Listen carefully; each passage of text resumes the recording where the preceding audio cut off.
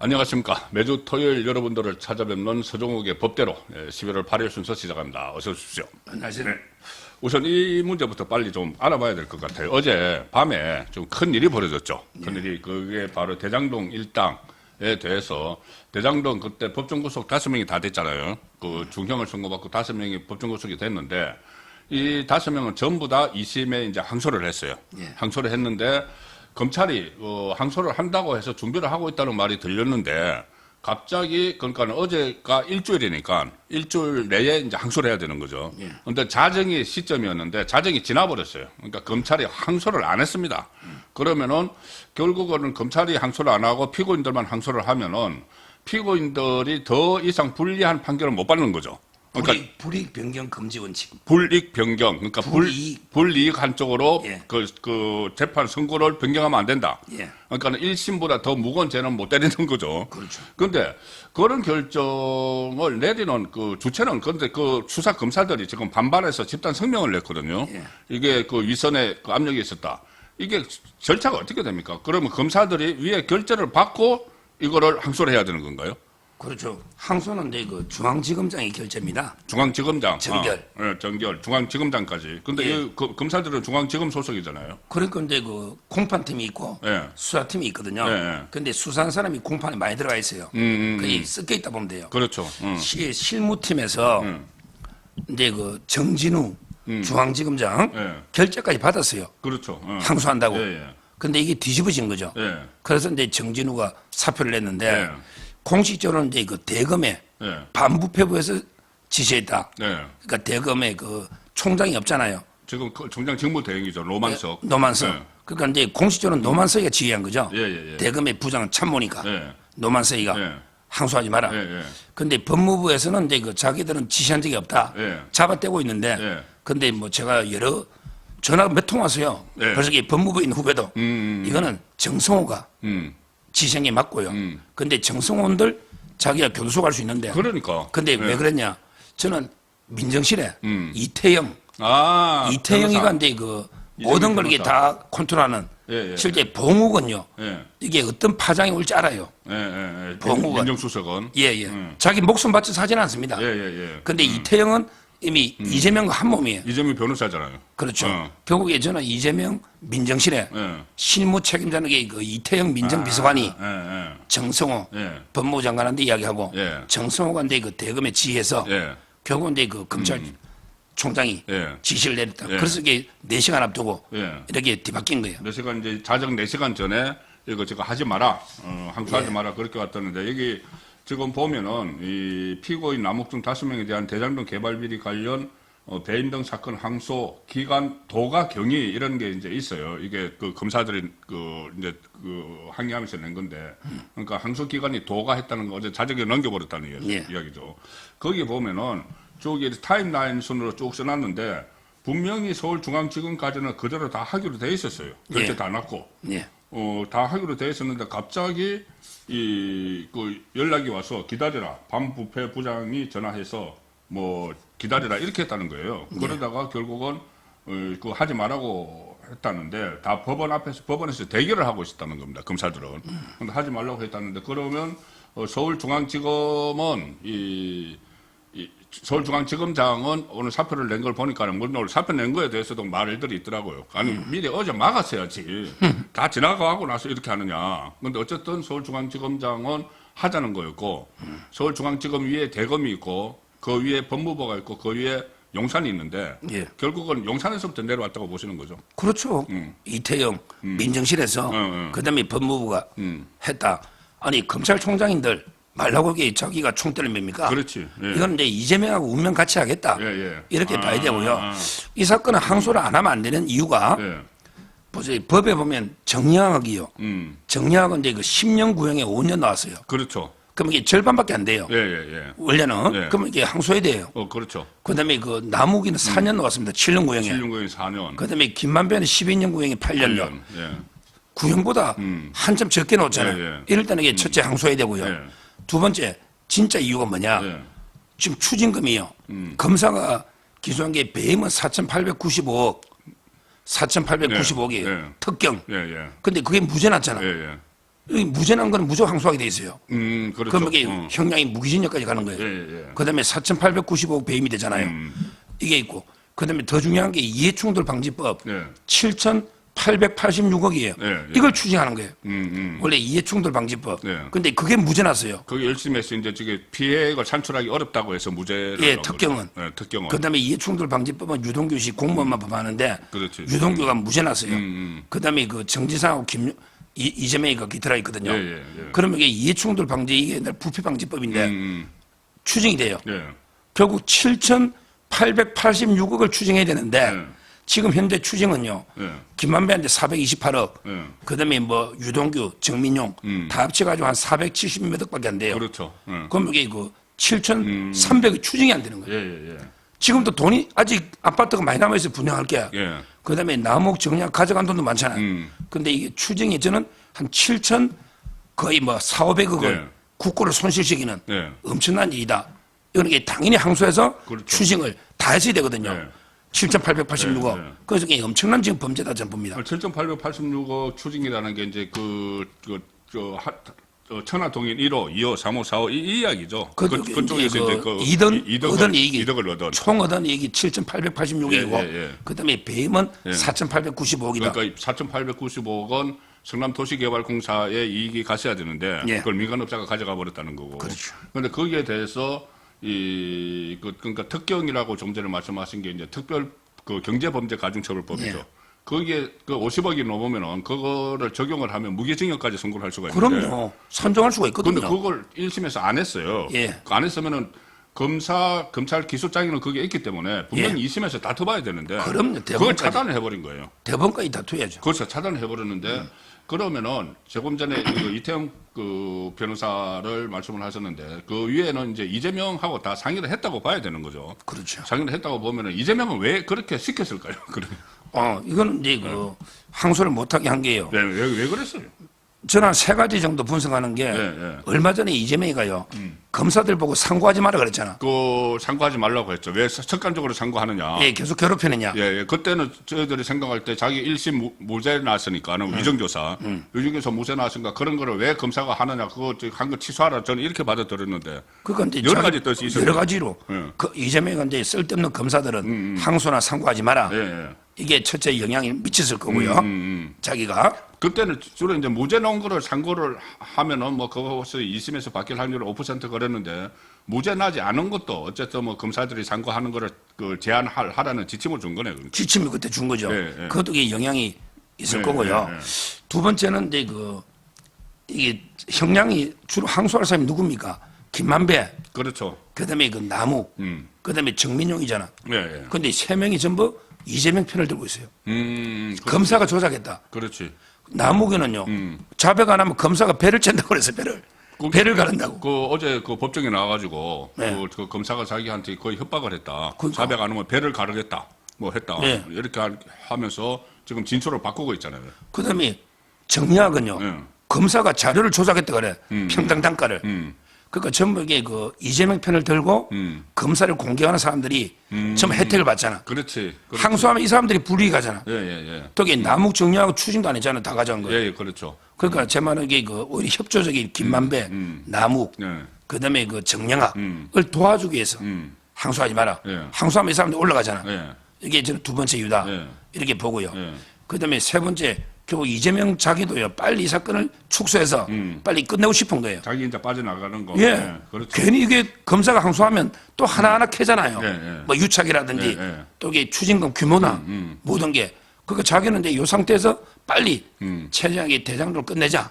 덮어버리자. 그러면 심리할 게 아주 간단해지는 거예요. 검사 항소 안 하면. 그렇죠. 그러니까 이제 이재명 자기 지키기 위해서 크게 보면 세 가지다. 이렇게 저는 봅니다. 그러니까 일단 저기 남욱하고 정영학 이런 사람들이 뭐 진술도 이제 번복을 해주고 지금 계속 진술 번복하자니 이재명 정권 들어서고 나서 그 전에 그 재판에서 했던 진술을 정말 바꾸고 있거든요. 그러니까 그 사람들에 대한 이제 좀 편의도 봐주는 건데 가장 핵심은 자기가 빠져나가기 위한 거. 그렇죠. 이재명 자기가 왜냐하면은 1심 그 선고문을 보면은 700쪽 이상이 넘는데 300 몇 번 이재명 이름이 나왔다는 거잖아요. 390번. 390번 이재명 이름이 나오고 거기다가 성남시 수뇌부 이야기가 나오니까는 이재명 정진상 그래서 그 선고문 내용을 보면은 몸통이 이재명인데 다만 거기서는 형사 22부에서는 형사 33부에서 하는 이재명 사건에 대해서 이재명이 주범이다 할 수가 없으니까 그 이제 판단만 안 한 건데 이게 2심 가면 그 이야기가 또 다시 나올 수가 있잖아요. 그렇죠. 계속 이슈가 되고 또 이게 무슨 검찰이 증거나 또 이게 뭘 더 할지 모르잖아요. 그러니까 빨리 이 상태에서 빨리 종결하자. 축소해서. 이래서 이렇게 저는 검사인데 항소하면 뭐 계속 새로운 게 나오죠. 검사도 항소하고 나면 이게 새로운 증거나 자료를 내놔야 되잖아요. 새로운 증거를 내놓으니까는. 그럼요. 뭐가 나올지 모르잖아. 그렇지. 그러니까 빨리 검찰은 못하게 막아버리자는 거예요. 검찰이 이제 그 1심에서 뭐 무죄가 나왔다거나 아니면 검찰 기소장이 들어갔는데 선고해서 받아들여지지 않은 거에 대해서 새로운 증거를 이제 제시를 하잖아요. 예를 들어 토지 수용 단계, 환지에서 수용 단계, 그 초기 단계는 얼마나 유착된지 이재명이가 정확하게 몰랐을 것이다. 그런 부분이 딱 그 한 줄지잖아요. 그거 하나 가지고 무슨 뭐 이재명 무관하다고 막 주장을. 그럼 이게 검찰은요. 항소심에는 그 부분만. 그렇지. 이재명이가 충분히 안 왔다 그때 2014년에 선거도 도와주고 여러 가지 또 그 부분만 또 증거 조사할 수도 있어요. 수사도 할 수 있고 보안 수사가. 그럼 이게 판결문에 나타난 것만 딱 이 검사가 중점적으로 항소하면서 새로운 증거 또 이게 새로운 진술을 받을 수가 있거든요. 공판검사도. 그러니까 이제 그 두려운 거죠.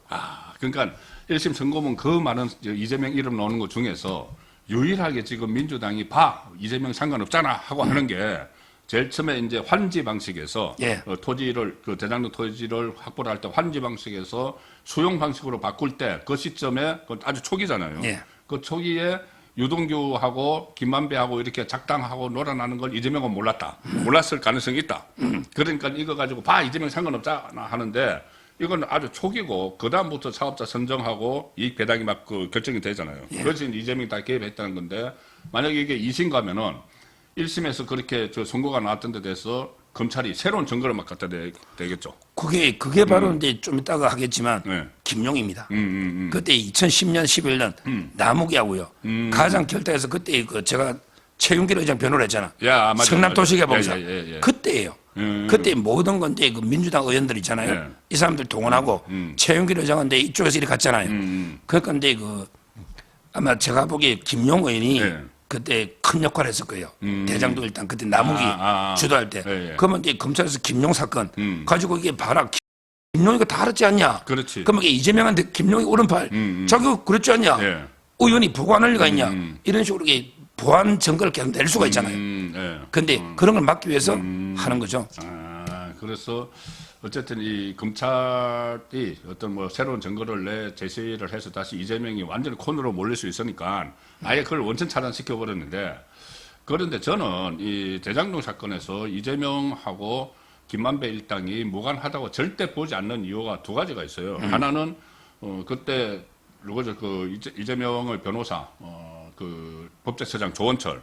조원철이 대장동 사건과 이재명과 관련 없다고 하면서 이재명하고 김만배는 서로 그 마주친 적도 없다고 인터뷰도 했는데. 근데 인터뷰가 다 했어요. 신문 인터뷰도 하고 다 했는데. 이제 그리고 그때 제가 말씀드렸다시피 아니 그 신문사 법조팀장이 왜 가서 성남시장으로 인터뷰를 해요. 그때부터 이제 결탁이 있었던 거고 또 하나는 바로 조금 전에 말씀하신 김용입니다. 김용이 왜 대선 후보 경선할 때 이낙연하고 붙었을 때 그때 호남의 조직을 만들어야 된다고 하면서 김만배 일당에게 20억 원을 요구를 했고 그게 이제 순차적으로 오고 있었어요. 오고 있다가 8억 정도 왔을 때 그 대장동이 터지는 바람에 멈췄거든요. 그렇죠. 아니 왜 20억을 왜 주냐 말이야. 아무 관계가 없으면. 그럼요. 주려고 했냐. 그래서 428억 저수지 이야기까지 나오는데 그 김용이 그 사건으로 인해서 지금 1심, 2심에서 징역 5년 받았죠. 5년 받았는데 세상에 근데 대법원 앞두고 보석으로 나오는 사람이 있어요. 대법원 결정 앞두고.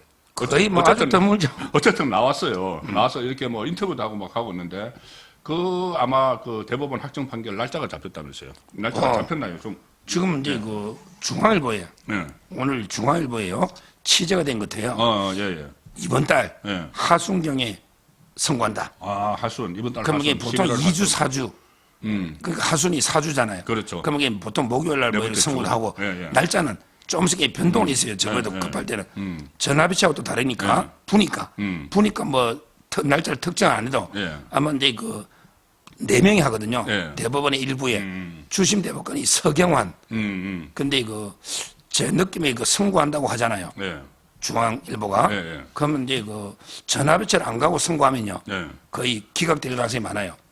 파기하거나 이게 중요한 사건은 예. 전화배치로 넘겨버리거든요. 예. 합의가 안 되면. 그래서 저는 이번 달에 그 하순에 예. 마지막 주에 예. 아마 그 상고 기각. 기각, 김용희가 그러니까 검찰에 가능성이 상고를 많다. 기각을 하면은 그것을 김용의 상고를 기각하는 거죠. 김용의 상고를 기각을 하는 거죠. 그러니까 예. 김용의 상고를 기각하면 결국은 유죄가 확정된다는 이야기죠. 5년. 5년 징역 5년이. 네. 이게 또 엄청날 겁니다. 그렇네요. 그러면 징역 5년이 확정이 되면은 그게 결국은 이제 그 대장동 일당에게서 돈을 가져온 게 이게 전부 다 그럼 돈을 왜 가져왔느냐? 그것도 판결문이 또 나오겠네, 선고문이. 다 나와 있죠. 선고문은 1, 2심 판결이 다 나와 있어요. 그렇죠. 그럼 그게 또 이재명하고 연관성이 그럼요. 이재명은 연관성이 또 그대로 이렇게 그 적시가 되면은 이게 또 하나의 변수가 되겠네요. 대장동. 그런데 김용 판결만 확정되면요. 김용은 데 이재명이가 자기 첫건이라고 인정했잖아. 그렇죠. 공적으로. 첫건이라면은 그러면 첫건이 대법원 판결까지 그래요? 확정됐잖아. 예, 예. 그럼 사과 안 하고는 못 버틸 거고요. 예, 예. 사과 안 하고는. 예, 예. 근데 이게 또 이제 수사 어디로 번지느냐. 예, 예. 예를 들어 이제 그 김용이가 구속됐을 때, 근데 변호사 이상호 변호사가 이재명과 같은 사무실에 있었거든요. 김용. 예, 예. 근데 그 김용 체포영장을 맞아요. 바로 그 자리에서 예. 김현자한테 보냈죠. 그게 불법이에요. 그렇죠. 그것도 게 있고요. 예, 그다음에 그때 김용을 알리바이 조작하려고 예. 이홍우 씨가 위정했는데, 그렇죠. 근데 박지민, 서은주, 이재명 캠프 사람이잖아요. 예, 예. 두 명이 면회를 갔는데 김희엇 지엇을 만나라. 그렇게 해야겠죠. 김용. 김희엇 지엇. 예. 그래가지고 나중에 위정 교사가 둘이 구속됐다니까. 둘이 구속됐는데 그 둘이 한 사람은 국정기획위원회 또 가 있고 한 사람은 명 비서관. 국회의원 비서관 가 있고 그랬죠. 그러니까 예. 아니 구속돼가지고 보석 장관 나왔는데 국회 비서관하고 국정기획위원장실에 그러니까 이한주실에 가 있다니까. 김현재 파워가 막강한 거죠. 그 이한주는 또 김현재가 이번에 다 또 해줬을 장관급 거 자리 갔잖아요. 그렇죠. 경제인문 뭐 경제인문사연구원인가 예. 그 장관급 자리예요. 장관급 자리죠. 와 부동산 투기해가지고 그러니까 하여튼 이게 이런 게 계속 퍼지잖아. 예. 김현지 쪽으로. 그다음에 이한주 뭐 예. 또 이게 그 박지민 서은주 예. 이런 식으로 이게 김용희가 선고되면 예. 아마 저는 상당히 그 파란 일 거다. 그렇겠네. 이거는 이재명이 사과 안 할 수 없을걸요. 사과 안할 이제 김용희 내 첫건 아니다 할 수는 없잖아. 그렇죠.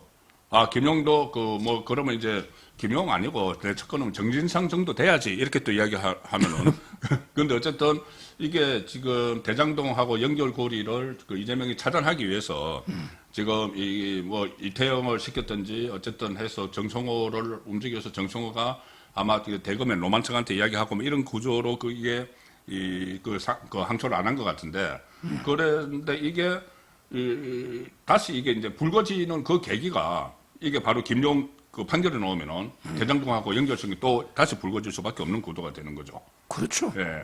지금 그 특히 또 김용희 판결이 나오면요. 네. 추징금이 6억 7천이에요. 다 압류가 돼 있거든요. 예. 그러면 이게 그 김용희는 5년 살고 예. 추징금이 다 뺏기잖아. 예. 근데 지가 쓴 돈은 아니잖아요. 그렇죠. 일부 배달 사고는 냈지만. 배달 사고 있죠. 근데 8억 중에서 이제 한 1억 자기가 가진 것 같아요. 그러니까 예. 그럼 이게 김용희가 사면 가능하냐? 저는 불가능하다 보거든요. 공범이잖아. 예, 공범. 저기 수혜자잖아. 그렇지. 최소한 예. 이재명이가. 예. 그러면 이게 김용희가 지금 상당히 삐져 있습니다. 그렇죠. 저번에 이야기 정진상이나 김현지는 신뢰해요. 예. 근데 이재명이가 그런다면, 옛날에 이낙연 그 민정실장 예.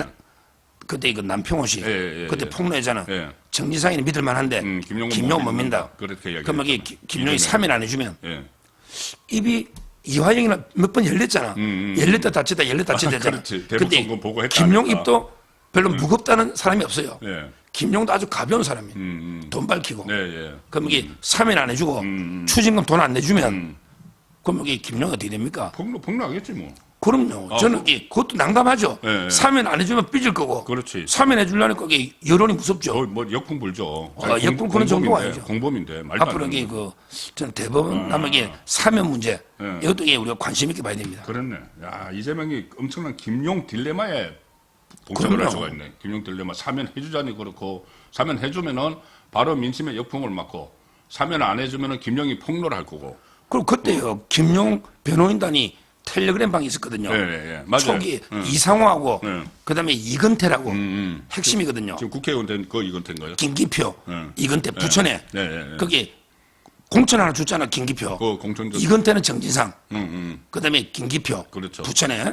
그러니까 그때 텔레그램 방에 그 안에 들어갔잖아요. 변호사가 몇 명 더 있었거든요. 근데 이재명이 들어가지고 요렇게 변호하세요. 요렇게 변호하세요. 지시를 다 했잖아. 그만큼 이게 김용구하기 이재명이 했는데 이게 이제 대법원에 유죄가 되면 저는 조희대 대법원의 반격이라 봐요. 저는 그래 봅니다. 김용 유죄는 빨리 선고하면. 그럼 이게 저는 이재명한테 치명타라 봅니다. 자기가 첫건 인정하고 자기가 대장동안 또 받아온 돈이잖아. 그게 자기를 위해 썼잖아. 그건 분명하잖아요. 조희대 대반격 카드가 바로 김용일 수가 있네. 그것도 하나가 되는 거죠. 그렇네. 그 대법원에서 어차피 결정을 내리니까는. 그럼요. 대법원이 그 조희대 대법원장 말고 두 사람 빼놓고는 다 부글부글 하고 있잖아요.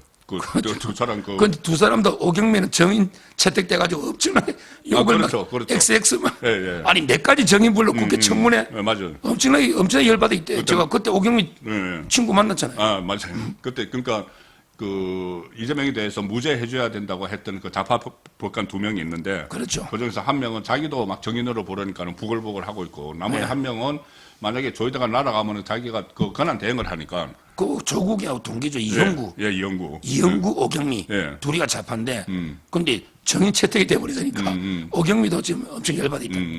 그래서 어쨌든 이게 그 나머지 대법관들도 이 조희대 대법원장뿐이 아니고 대법관들도 지금 이 뭐 부글부글 하고 있는 상황이니까 아마 김용의 최종 판결에도 뭐 봐주고 이런 거는 없을 것이다. 없을 가능성이 높다. 그러면은 이재명에게 또 치명상이 갈 수가 있습니다. 거기다가 또 안 봐주는 게 또 있잖아요. 정지상하고 이화영. 너거는 재판하자. 그렇지. 너거는 재판하자. 그럼 이 둘이는 뭐 이재명과 공범이라고 아예 돼 있잖아. 얘들이 유죄 넣어버리면 계속 그러고 있죠. 그럼 이재명 진짜 끝난 거죠. 그렇죠. 유재명 재판할 것도 없잖아요. 유죄 넣으면. 정진상 그걸로 물 먹이면 되는 거예요. 맞습니다. 그러니까 정진상하고 이하영이 계속 그 최근에 이재명 재판이 중단되니까는 공범인 우리도 중단시켜줘. 그런데 법원에서 안 돼. 계속 해. 했거든요. 그게 이재명 재판전에 하는 거라 봐요. 둘이가 공범으로 돼 있다고. 그렇지. 공장에. 그 둘이가 이재명에는 퇴임 후에 뭐 할 필요도 없잖아요. 그렇지. 그런데 이게 유죄잖아요. 뭐 저는 그게 이재명 재판 사실상 하는 거 똑같다 봐요. 그렇네. 다 연계하는 게 아니잖아요. 오늘 1부는 이 이야기 하다가 거의 뭐 끝이 났습니다. 바로 그 대장동 민간업자들에 대해서 그 항소를 어제 자정이 지나면서 뭐 포기를 해버린 그 배경. 결국은 이재명 자기가 살려고 자기가 권력을 이용해서 공범 봐주게 한 거다. 그리고 결국에는 자기에게 불똥 튀는 것을 막으려고 한 거다. 그런데 거기서 실무적으로 누가 했을까? 아마 이재명의 변호사. 이태영이 뭐 변호했죠? 다 했어요. 거의 다 했죠. 거의 다 했습니다. 그러니까 이것도 변호를 했겠네. 근데 김혜경까지 했어요. 그럼 이 대장동도 다 변호를 했겠네. 그럼요. 그러니까 그래서 앞서서 막았네. 하나만 좀 더. 우리 유동규 씨. 이렇게 구형보다 무거운 형을 받은 유동규, 정민용은 2심에서 이 검찰이 항고를 하면은 좀 다시 형량이 좀 낮춰질 가능성이 있었죠. 그건 검찰하고 관계없고요. 이거는 이제 유동규 씨가 항소했어요. 항소했으니까. 본인이 항소해야 낮아지는 건데. 이거는 그대로. 그러니까 이렇게 본 거죠. 수가 있네. 기존의 검찰은요. 유동규 씨를 공익신고자 개념 본 거예요. 진실을 다 밝히니까. 그래서 그게 적게 구형한 거고요. 그런데 이제 법원에서나 이번 정권에는 유동규가 제일 나쁜 사람이다. 이렇게 보는 거죠. 전 정권하고 보는 시각 차이인데 저는 개인적으로 유동규 씨 그 백광현 씨 면회 왔을 때 왜 이재명 재판 법 앞에 평등하다 이렇게 절규를 했잖아요. 나는 합당한 벌을 받겠다. 그런데 이재명도 재판 받아야 된다. 그렇죠. 그럼 이게 유동규 씨 누나가 미국에 있는가 봐. 그게 내 동생만 희생양 좌시하지 않겠다. 이렇게 경고했거든요. 아마 근데 저는 보는 시각에 따라서 저는 유동규 씨는 처음에 잘못된 건 맞아. 그러나 이게 모든 진실을 밝히고 수사에 유일하게 협조하고 있잖아. 그렇지. 공익신고자라고 저는 봅니다. 그래서 유동규 씨는 선처하고 오히려 이제 김만배나 정영학 이쪽으로 이게 처벌해야 된다. 이렇게 보고 있습니다. 알겠습니다. 오늘 서정현 법대로 일부에서는 지금 권력을 이용해서 자기 공범들 봐주게 한 이재명 그리고 자기에게 불똥 튀는 것을 방지하기 위해서 이런 조치를 취했는데 결국은 그 김용 재판이 큰 변수가 될 수 있다는 내용을 중심으로 말씀을 드렸습니다. 1부는 여기서 마치고 잠시 후에 2부에서는 재단골 메뉴입니다. 재단골 메뉴. 이재명 재판 재개와 관련해서 좀 진전된 내용 다시 파악을 해보도록 하겠습니다. 1부는 여기서 마칩니다. 감사합니다. 감사합니다.